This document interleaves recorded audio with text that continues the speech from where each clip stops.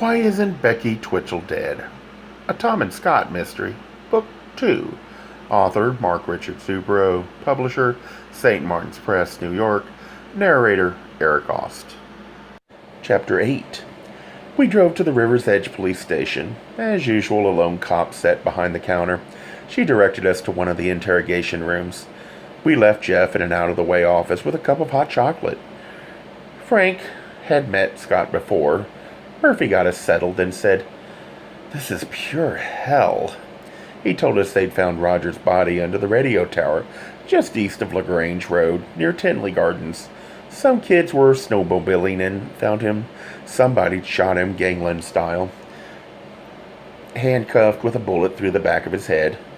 "Why kill him?" I asked. "We don't know that. All we do know is he died somewhere else. The killer or killers dumped his body there." I thought about how long Jeff had been gone that morning, maybe a little over 2 hours. I dismissed the possibility.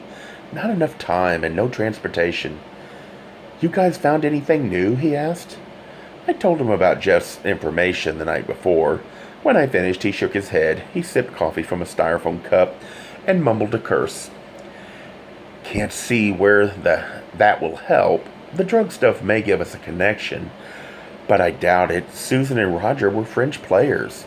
If that much in any kind of drug scheme, we haven't found any such connection. I honestly don't think it has anything to do with the murder. I don't doubt you've uncovered something nastily illegal, although except for the card tag you played, you've witnessed nothing criminal." I started to protest. He held up a hand. "Wait. You keep implicating this Becky Twitchel, but we haven't been able to connect her to anything. She claims she never talked to Jeff at all about any threats." He stood up, walked around the room, kicked a table leg. He sighed. "What I've done is called all the parents and school officials together. I'll be meeting with them in a few minutes. The first thing we'll probably do is put cops in the high school for a while after vacation. But the attacks weren't at school." Scott said, "No, but there's too much coincidence involved. Plus, I've had your superintendent on the phone 3 times today demanding extra protection. It probably won't do any good, but the community will see a real cop, so they may think we're doing something. It'll shut a few people up," I said. "I hope.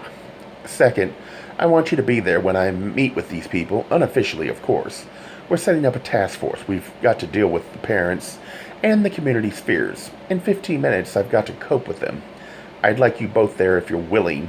You found some information that may turn out to be useful." In the basement meeting room, bare pipes dripped cool water onto us. 2 naked light bulbs glared overhead. 3 metal couches with rummage sale reject cushions set against the walls. It was the kind of place where they used to torture prisoners in the 1930s gangster movies. Frank introduced us to anyone we didn't know. Carolyn Blackburn and Oliver Sandgrace sat on the couch directly opposite the door. The Twitchels filled another. Mrs. Conlon and Mrs. Bradford sat on the third couch. Their husbands grouped themselves on metal folding chairs near the exit. Roger's parents, the Danielses, stood in a far corner of the room, looking dazed and forlorn. In the corner across from them sat the Warrens. Susan's parents, Mrs. Trask, stood behind the Twitchels. Mr. Trask came in right behind us and stayed near the men at the door, the farthest point from his wife he could get. The parents all talked at Murphy as soon as they saw him. Anxious queries turned to muttered anger when some of them saw Mr. Trask and me. "He doesn't belong here," Sandgrace pointed at me. Mrs. Twitchel pointed to Mr. and Mrs. Trask. "I don't want the parents of a killer in here." Chaos ensued. Parents shouted. Administrators and board members argued. Those who hadn't met Scott spent some time being awed by his presence. Parental concern quickly returned, however, and they went back to attacking Frank. Scott and I remained to the left of the doorway. Murphy took an old pipe and bashed it against the radiator. It clanged resoundingly. They all shut up. "Now," Frank said, "you're all here by invitation of the police. We've got a dangerous situation. Someone has killed 2 children in this community and badly beaten another. We have mobilized city, county, and state task force to deal with this problem." "Forget this task force nonsense," Mrs. Twitchel said. "Why are you bothering our children with accusations? What are you doing to catch the killer and protect our kids? When are you going to stop harassing us and stop those two from causing trouble?" She waved bright orange fingernails at us. Her nails clashed horribly with her fluorescent blue skirt and tangerine-colored blouse. The blouse was sheer and tight, showing off her considerable endowments for anybody to appreciate. Frank sighed audibly. "Everything humanly possible is being done, including calling you all here. If some of you object to others, you'll have to ignore it for now. We need everybody's help. The murders and the beating seems to revolve around the kids who were at last Sunday's party at the Conlins. The key is there." Parents erupted angrily. Finally, Mrs. Twitchel's voice prevailed. "How dare you imply one of our children murdered these two?" Murphy spoke through clenched teeth. "Mrs. Twitchel, and the rest of you, please. I am not implying your kids are murderers. I think we need to be concerned about why two children from this group are dead. Another has been attacked and only saved by Mr. Mason and Mr. Carpenter. If there is some connection, we need to find it. In addition, we need to take precautions in case someone has singled out these kids for whatever reason. The school personnel are here so we can work out some strategies to keep the situation from getting beyond these two. I think we need to coordinate our efforts." Most parental and administrative heads nodded. "What about Jeff Trask?" Mrs. Twitchel asked. "Is it he your prime suspect?" "He was, and is, for Susan's murder, but he has an alibi for Rogers. We need to cover any other bases in case we're wrong in suspecting him in the first murder." "Why attack these kids?" Mr. Bradford asked. "That's what I hope we can work on," Murphy said. For an hour, the parents discussed their kids. They added nothing to what Scott and I already knew. Their ignorance, illusions, or delusions about their children were profound. If I didn't know the kids personally, I doubt if I'd have recognized them from their parents' descriptions. The parents straggled out of the meeting. Most expressed anger and doubts about what had been or could be done. A somewhat repentant Jeff left with his mother. Oliver Sandgrace, Harry Conlin, and Mrs. Twitchel cornered Murphy after the other parents had left. "Mr. Mason has been talking to parents and children, upsetting everyone. I'm sure the police disapprove of this, as I've already mentioned." Mrs. Twitchel said, "I want to know what you intend to do about it." Murphy faced her. He said, "I'm not sure I understand the problem. Perhaps you could tell me exactly what it is you want." Mrs. Twitchel's smug look joined the tone of her voice as she said, "Mason has bothered people." She tugged her pink calf-length down coat closer around her shoulders. "There have been complaints. I know the school board doesn't like it. He has to stop." Frank said, "Mrs. Twitchel, I suggest you leave the decision on what people can or cannot do in a homicide investigation in the hands of the police. If Mr. Mason is a problem at school, then you can deal with him in any way you want. Here, I make the decisions." "Maybe you don't understand," Mrs. Twitchel said. "We're taxpayers, and we're demanding you take action. We can go to your superiors, you know." "If you want to talk to my boss, his secretary is down the hall." Mrs. Twitchel swung on the other two. "Well," she demanded, "say something." But they said little and did less. I wasn't their biggest problem. Someone was killing their kids. They had to do something about that. They left. Frank warned us to be careful and to call him immediately if there was danger or any problem. The Danielses and Bradfords met us in front of the admitting desk.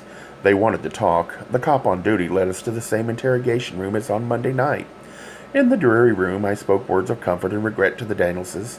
Mrs. Daniels, eyes red-rimmed from weeping, but voice firm, said, "Mr. Mason, you were a great help to Roger when he was a freshman.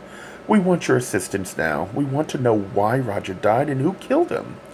Mr. Daniels added, "We want more than the police. They're good at platitudes, but that's not good enough. This is our son. We need answers." The Bradfords, both short and tubby, expressed fear for their daughter's safety. "We appreciate your concern, despite what the board members said," Mr. Bradford said. Mrs. Bradford harumphed. Sally Twitchel is a social climbing bitch. She thinks she's got power over people because she's head of that silly school board. They haven't made a sane decision in years. How's Doris been taking all this? I asked. Mr. Bradford said, That's the funny part. She acts cool and disdainful as if it didn't touch her, as if she didn't care. Maybe she wasn't best friends with Susan, but she dated Roger occasionally, and now it's as if neither of them ever existed. Mrs. Bradford said, We've tried to talk to her about it without the least success. I think it's because she's so frightened, and we don't know why. Do you have any idea why Roger died? I asked the Danielses. No, Mr. Daniels said. He acted so different lately. This week he stayed in his room, door shut, earphones clamped to his head. He took no interest in anything we tried, ignoring it at first. Then we tried talking to him. Nothing worked. Somebody murdered our son, Mrs. Daniels said.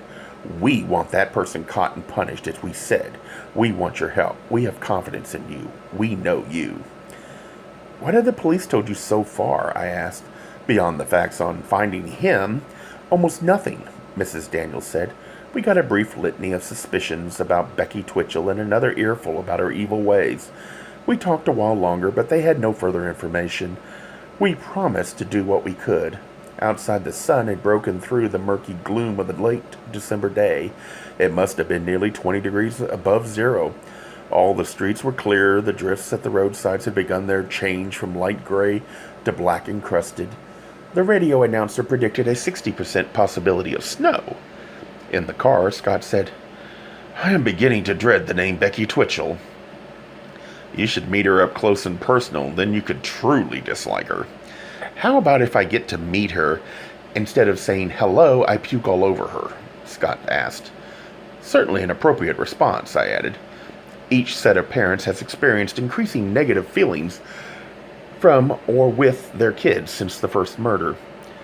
The kids know who the murderer is, and they're concealing it, Scott asked. Maybe Becky's the killer, and she's got something on each one of them, including the adults, that can keep them quiet. I said, Becky may be the world's most completely evil human being since Adolf Hitler, but I don't think she's capable on her own of causing all that's happened. She'd have to have some motivation to kill Susan. She'd have to have been able to attack and almost kill Eric and drag him around the school on her own. The same for murdering Roger. So she had an accomplice. Certainly, there are at least two in on this. I suspect more. My guess is the drugs and murders are connected. We simply have to find what the connection is. To me, the most obvious reason we're being hassled is that we're stepping on the toes of the drug crowd as we work on the murders. If the drugs and murders are connected, Scott said, then the teachers are involved in the murders. I'd thought of that. We talked as I cruised toward Wharf Road on 159th Street. Scott tapped his coat sleeve buttons on the side window. He said, Could kids really keep the identity of a killer secret? Maybe. In the next 5 minutes, he managed to ask all the exasperating questions that had been nagging at me. How did George and Pete get involved in the drugs, and why? Who supplied them? Were they really in league with Becky? What possible reason could either of them have for killing Susan? No one we talked to said she was involved in the drug scene or connected in any significant way to the adults involved. I responded to his catechizing with some asperity. I hope you don't think this is remarkable, but I don't know the answer to your questions. You're badgering me with impossible questions. I'm trying my damnedest. Sorry, his deep voice thrummed soothingly. I guess I get overzealous. It's okay, I mumbled. I handed him the master list of names and addresses of those involved in the murder. Here, make yourself useful. Navigate us to Mr. Trask's. We hadn't been able to catch him after the meeting, and I wanted to talk to him. He twisted through the streets of several subdivisions before we got to his house. This was the oldest section of River's Edge. The trees that lined the streets were gray giants that promised vast comfort and restfulness. On long summer days, we found a cul-de-sac surrounded by crumbling homes. The oldest, dingiest, and dirtiest was the one we wanted. The roof of the boxy rectangle had tar paper showing. The north wall of the garage had caved in. A battered Ford pickup truck sagged in the driveway. Old tires, half covered with snow, rested in scattered patterns on the lawn. In the middle of these mounds of rubber, broken bits of bricks set in a pile, half covered with a torn tarp that flapped in the wind. The snow we'd had couldn't conceal the rank ugliness and squalor of Mr. Trask's home. He met us at the door with a Stroh's beer in one hand, a bag of Doritos in the other, and a gut in between that had to be the result of years of indulging in the first two. He squinted at us through the storm door. I had to bellow to be heard over a television set. I got a suspicious look, but he opened the door. He marched us into the living room. Plastic covered the windows, a form of ersatz insulation for the less well-put-together home. A double-sized lounge chair set squarely in front of a TV, which blared a football game at us. They were the only pieces of furniture in the room. He lowered the decibel of the TV, an open ice chest crammed with beer cans, and next to it a pyramid of unopened Dorito bags showed preparation for a long winter's day. Glued to the TV, a mold-encrusted sandwich peeked from under the chair, testifying that some of the trash had arrived prior to now. A dark blue and orange bear shirt draped over his stomach and hung halfway to his thighs. Faded jeans and shower clogs finished the outfit. Trask said, "Wait until the guys on the second shift hear this. Scott Carpenter in my home. Can I shake your hand?" Trask stared at his hand after they accomplished this feat. "Damn, I've touched the most famous right arm in America." He got misty-eyed. Scott said, "I wished we'd had more time to talk earlier." He grinned at us impishly. "That shit Twitchel and those stupid administrators grabbed me at the police station. They're as worthless as the cops. They tried to warn me about talking to you guys. I think that Mrs. Twitchel is hot-looking for an old broad. But she's stupid. It's her I'd never talk to. She's a bigger bitch than my wife." He grabbed some of the older-looking bits of debris and led us to a tiny kitchen, all torn lace and faded plastic flowers. He dumped his trash near enough to the garbage can and invited us to sit at the kitchen table. "Jesus, Scott Carpenter in my kitchen. They told me you were bad guys and to keep you out." He pointed to me. "I thought you were kind of a shit at the police station the other night." He belched loudly. "But you know Scott Carpenter, shit." He looked from one to the other of us. He scratched his stomach and squinted at us. "Are you bad guys?" "The worst," I said. "Mrs. Twitchel hates us. But my wife likes you. Can't talk enough about what you did for the kids and teaching them. Though she's probably right about that. I haven't been able to get anything through their thick skulls." He switched topics abruptly. "My wife always tries to act better than herself. She's the one who wanted the divorce. Old fat Jerome Horatio Trask, who couldn't see over his gut to his prick, wasn't good enough for her." He guzzled half a beer, excused himself profusely for his rudeness, and without asking, plunked 2 cold cans of Stroh's in front of us. We popped the tops and joined him. "I know those people laugh at me behind my back. I don't care. What can I do for you two?" "We're trying to find out who killed the kids." "My ex-wife didn't do it. She's too worried about being clean and neat. Everything has to be perfect for her. I was 15 years ago." He patted his gut. "I had a washboard stomach and could fuck for hours. To hell with her." "We didn't suspect your wife," I said. "No? Too bad. If she'd done it, I might get to see the kids more often." He drank. "We need some information," Scott said. "No problem. You want to know what my idiot son has been up to?" He shook his head sadly. "I honestly don't know." For a moment, I thought elements of total sobriety existed in that statement. He drank. "But what the fuck? Kids are kids, you know. They grow up. They move out. My boys aren't the brightest, but if they weren't so goddamn lazy, they could make something out of themselves.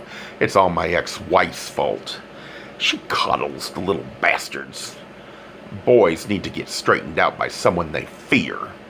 He went on to propound his philosophy of child-rearing, a sort of mixture of Rambo and Attila the Hun. After another solid snort of beer, he switched topics again. "Now, these parents are strange. The Twitchels and the Conlons. They don't like you. They don't want me talking to you. Threaten me, in fact." He roared his laughter. Stupid fuckers.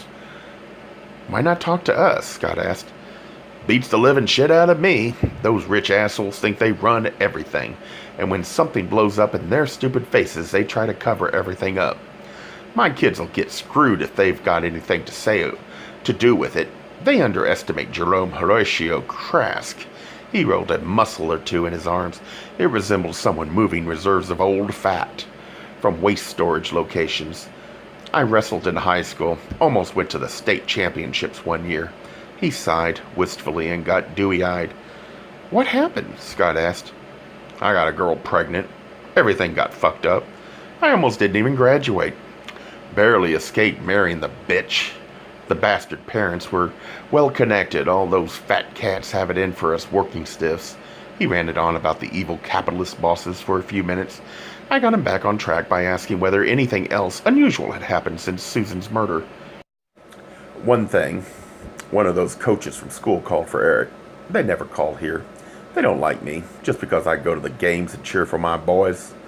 Those assholes don't know shit about coaching, and they don't like to hear it from somebody who knows what they're doing. I tried to get the name of who had called, but try as I could to jog his memory, it was lost among the Doritos and beer already crammed there. As we moved to the door to leave, Trask said, How'd you throw that second no-hitter in the series?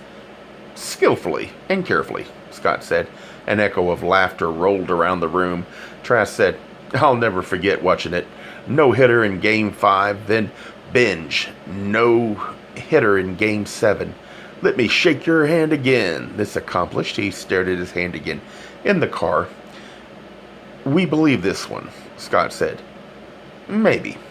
I want to talk to friendly Harry Conlon and find out why he joined in the group to stop us. We arrived at the Conlons a few minutes later. Only Paul was home. Mom and Dad were out doing last-minute Christmas shopping. He was too polite not to let us in, but we remained standing in the front hallway. Tell me your connection with Becky's drug schemes, I said. He paled and looked close to tears. Go easy, Tom, Scott said. He turned to Paul. Can we sit and talk quietly for a few minutes? Paul shook his head no, but we led him to the room where we'd talked to the Conlons earlier in the week. Paul paced the room as we sat. I tried asking questions for several minutes. He wouldn't answer. Scott asked, Is it that bad? I can't talk to you guys. Paul stopped in front of the couch where we sat. He held out his arms pleading. I want a pro career. He closed his fist. I'm so close. I can't get thrown out of sports. Maybe I did some stupid stuff, but it can be taken care of. My dad says everything's going to be fine, but you two keep stirring things up, and now Roger's dead. I'm afraid I'll be next, or one of my other friends. Don't you understand? 2 people I knew are dead. They say Jeff's got an alibi for one. I guess that's true, but maybe he's nuts. Paul, I said his name softly. He stopped. I repeated his name, then said, Obviously, you're in the middle of something that's way over your head. Tell us and we'll help. I can't, he whispered. They'll kill me too. Who will? I asked. He stumbled to the French windows and stared at the expanse of whiteness that stretched to the fields. Beyond, he leaned his head against the glass. I saw a cloud of mist from on the cold pane, from his labored breathing. Please leave, he said. Paul, if you know who killed Susan and Roger, you've got to tell us.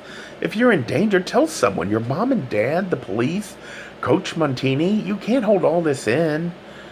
I can't tell you anything. I don't know anything, he said dully. You just said, I began. I'll forget what I just said. It's nothing you or anybody else can do anything about. At least let us try, I said. Something snapped at him. He turned to us, raging. You think you understand so goddamn much? Some smart-ass teacher playing detective.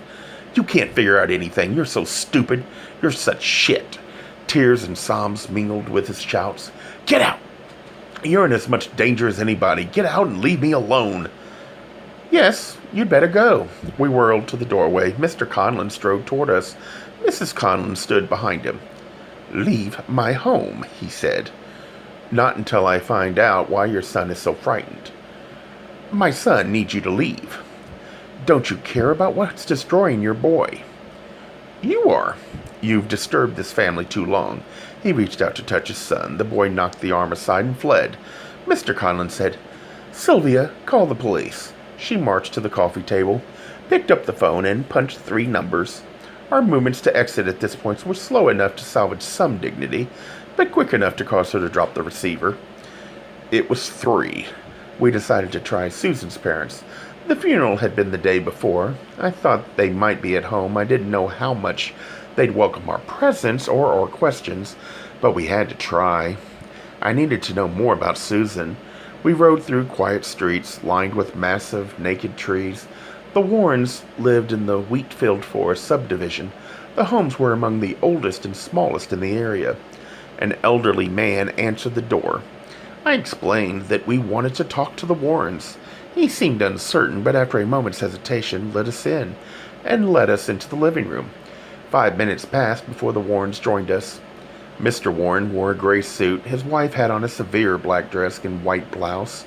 An open Bible, red bookmark ribbon slashed across the open page, gleamed in the middle of an oaken coffee table.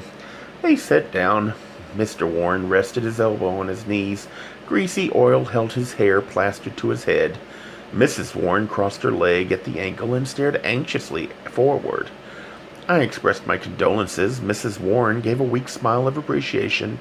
I talked about helping Jeff and wanting to learn all I could about his relationship with Susan. I finished my explanation. "We're trying to find the murderer. Can you tell us anything of her life in the past few weeks? Had she changed any? Said anything? Any obvious problems?" Mrs. Warren answered, "She was the same as she'd always been. All 3 of us attended service Sunday mornings and Wednesday evenings. We prayed together at every meal." Mr. Warren added, "She never complained, never appeared trouble." "She was a good girl." Mrs. Warren unclasped her hands, smoothed her dress, and continued, "She'd escaped so many of the silly traumas of most adolescents. Jeff said you sent them to a family planning clinic." Mr. Warren looked confused. Mrs. Warren clutched her throat guiltily. She said, "I never told you, Alan." She patted his arm. "I knew you'd be angry." She turned to us. "Our daughter was a good girl, but I am a realistic woman. She told me they weren't doing anything, but I insisted she go." Mr. Warren patted his wife's hand. "You did what you thought was best," he said. "Could you tell me what you thought about Jeff Trask?" I asked. "She brought him around occasionally," Mr. Warren said. "He was always quiet and well-mannered. He always brought Susan home at least 15 minutes before curfew. We're glad you're helping him. He couldn't have murdered her." "He was good to her," Mrs. Warren said. "He isn't of our faith yet. He went to church with us once in a while. Susan hoped he would go more often. He had mentioned church-going. Maybe this was true love. She'd emerged from her shell these past few months, but that was a welcome change," Mr. Warren said. "She was always an introverted girl. She even talked about attending the summer religion camp we help sponsor every year. Jeff said he might go along. We told the police we couldn't believe he killed her. He was so mild-mannered and polite." Mrs. Warren dabbed at her eyes with a tissue she'd clutched in her hand. Her husband put his hand on her arm. "God will give us strength," he assured her. They could give us no information as to Susan's activities that final Sunday. She'd left with Jeff at noon. They hadn't known anything until the police arrived at the door as to who could have killed their daughter. They had no idea it was after 4 by the time we left. "I don't think they had a realistic view of their daughter's life," I said. "What parent does?" Scott asked. "My parents could have figured out any time in 37 years about my sexual orientation. They never did. They didn't want to. If the Warrens are strongly religious, maybe that's what they did see. Or maybe that's what Susan wanted them to see. What we don't have is a reason for someone to kill her." Scott said, "Yeah, so far this drug thing is a bust." "Not funny," he said, then suggested, "Maybe Becky killed her in a fit of revenge." To that, I had no answer. As far as I could see, Becky had no reason to kill Susan. We stopped at the Trask home. I wanted to check on how Eric was and see whether he could tell us anything about the attack. Eric met us at the door. His mom was out Christmas shopping. "You look okay. How are you feeling?" I said as we stepped into the living room. White bandages covered his fingers. He reported that the doctor said he'd be fine. He wouldn't lose any body parts. I was lucky you saved my life. We talked doctors for a while, then I said, "You know, Roger's dead." "Yeah, man, that's awful. Roger was cool. Had you talked to him since you were attacked?" "The guys came over as a group last night. They snuck some beer past my mom. We had a great party. I'm still not up and around as much as I want, so it was great to see them." "How'd Roger seem?" "Normal. He told about a million jokes like he always does." "Who in the group was connected with Becky and selling stuff? I'm especially interested in Susan and Roger." "Nah, forget those two. They were pretty straight. Susan hardly ever said boo. Roger was the life of everything. He drank a little beer like everybody, but that's all. Kids hoped Roger'd be in class with them because they knew he'd keep it interesting. Everybody liked Roger." "Everybody but one," Scott said. "Well, yeah," Eric said. "About drugs in the group," I reminded him. "Well, we all bought some amounts once. In a while, most of us didn't really buy all that much. What little I know of the actual setup is that she had kid distributors at each grade level. They'd pick up stuff at her house, mostly. I think, although I've never seen it, like on Sundays people knew to come over to the Conlons to buy drugs." "All people knew?" "Well, some anyway. Maybe 10 or so kids would show up." "Who were the dealers?" "I don't know. Some kids came over because they were friends of friends, and they'd heard it was a place to buy. Some were dealers. I don't know which were which. I never asked. I was never part of it. I didn't even know their names." "What happened Wednesday?" I asked. He shook his head. "I don't know. Last thing I remember is the wall outside the gym doors. I didn't hear or see anything. Somebody grabbed me, and then I got belted in the head. That's all until I woke up in the hospital." "Are you covering for somebody right now?" Scott asked. "No, Mr. Carpenter, honest," Eric replied. In the car, I announced, "We're going to see Mrs. Twitchel." "You've lost your mind," Scott counter-announced. "Somebody's dealing bullshit. I intend to find out who." "She's head of the board. They could fire you." "She's covering up something." "So you say. Why not check with Frank Murphy?" "Frank is conducting a sociological tea for the good citizens of River's Edge, and I'm pissed at the idiot parents. We're going to find the murderer." "Your job could be on the line," Scott said. "I can handle it." Mrs. Twitchel answered the door. She let us in, but stopped us 3 feet inside the door. "This is incredibly impudent and shows extremely poor judgment on your part," she said. I barely avoided shielding my eyes from her outfit. Solid white pants clinging to the bulges around her hips and thighs, and a clinging orange-gray sweater vest that revealed amazing amounts of breast. Her red high heels gave the outfit a vague Christmas sheen. I said, "Perhaps it is a rotten decision. If so, then I need to get what I came for. You have 30 seconds to explain before I throw you out. I would use that time to convince me not to have you fired in the morning." "Bully somebody else. Becky's done something, and you're covering for her like mad. More than usual is my guess." "Why? Did she kill Susan?" "Get the hell out of my house." Her eyes glittered angry daggers. She grabbed several folds of my overcoat and pushed me toward the door. A foot taller than she, I moved less than an inch. She yelped in frustration and backed off. "You must have had some inkling of your daughter's problems after all the reports you got at home. Don't you realize how much help your daughter needs?" She advanced upon me again. I suspected an invitation to dinner was not forthcoming. We left with her icy silence forming glaciers behind us. In the early evening darkness, we drove to the White Hen on 191st and Wolf Road.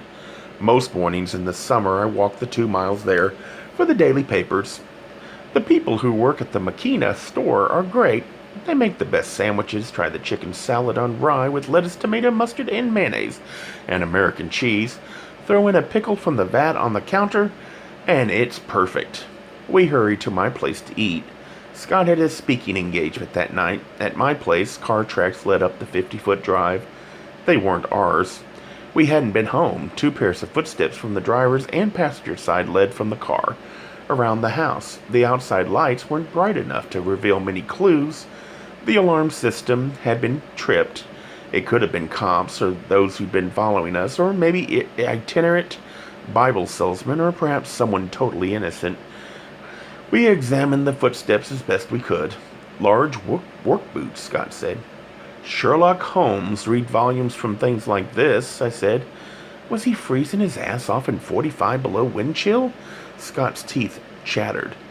Moments later, we devoured sandwiches and beer at the kitchen table. Scott dressed in the charcoal gray suit for the speech. He looks incredibly sexy in so many different ways. Sometimes it's when he's totally naked, other times when he's in white jockey shorts and white gym socks, or sometimes in his baseball uniform, or his tight jeans and muscle t-shirt, or a business suit, or when I see him fully dressed in front of a crowd and know I've made love to the beautiful body and person underneath. I enjoy starting lovemaking fully clothed. There's something about unzipping a man's pants, a sense of power and permission that you don't have unless intimately given or violently taken. That makes it especially sexy. Maybe it's just him and that I love him so very much. Before Scott left, I called Kurt Campbell. We talked about my stopping by earlier in the week, and after a final check with his wife, Beth, Kurt said it'd be a perfect night to pick up more packets for the union negotiations team. Meeting and for a visit. I wanted to go over information with him about the kids and teachers involved. Even with the alarm system, we didn't want to take chances with one of us alone in the house. Kurt invited us both over, but Scott was late, so he dropped me off without going in. He could visit when he came by to pick me up in the car. I kissed him hard. Be careful, I warned. As I got out, I'd offered to ride with him to the Harvey Holiday Inn, but he'd said not to worry. It was expressway all the way, and he'd be in a crowd. Kurt and Beth lived in an all-brick two-story home off 143rd Street in Orland Park. They greeted me at the door. It was just past 7:30. We sat in front of a glassed-in fireplace. We propped ourselves up with cushions against the couch. Over the years, I'd become almost as close a friend to Beth as I was to Kurt. I explained what we'd been up to. Beth said, I've met George and Pete's wives at faculty parties, but I've never felt I had much in common with them. They hang around together. They're harmless enough. I've always thought about you, but you might want to talk to them. Beth was a thin, plain woman whose warm good humor I'd enjoyed from the first time I'd met her. While we talked, the noise from their kids drifted up from a family room. Unable to have kids of their own, they'd adopted 5 who now ranged in age from 6 months to 7 years old.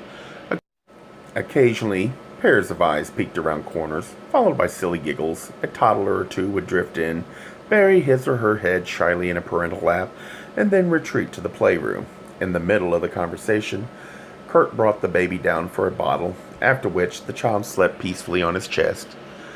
I've known those guys for years, Kurt said. I found them a total pain in the ass as athletic director. I work with them pretty closely.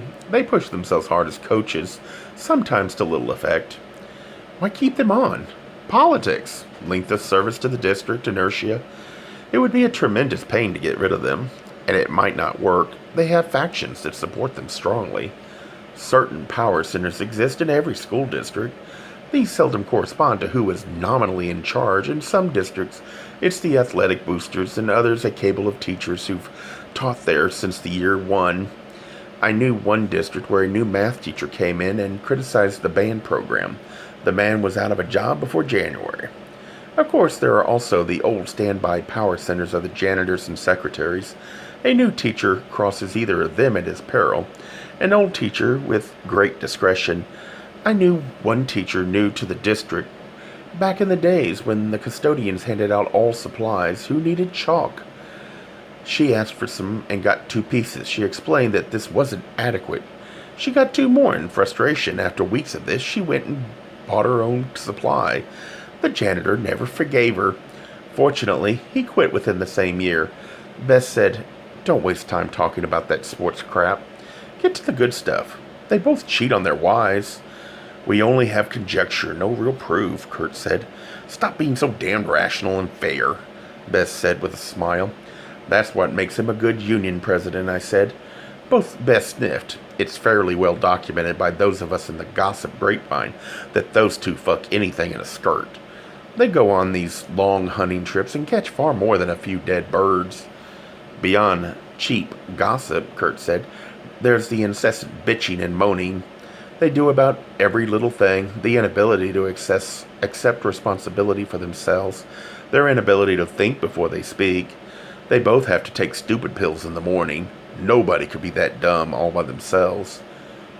Personally, Beth said, from the few times I've been around those two, I presume their stupidity is a congenital defect. The odd thing, Kurt said, is George is good with kids. The boys on the teams respond to him, and I've heard the girls in class do too. He understands teenagers and their problems.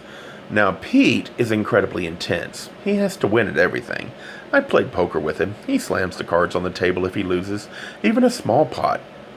He's the same at sports, even pickup games among the coaches at school. He'd knock you over if you got in his way.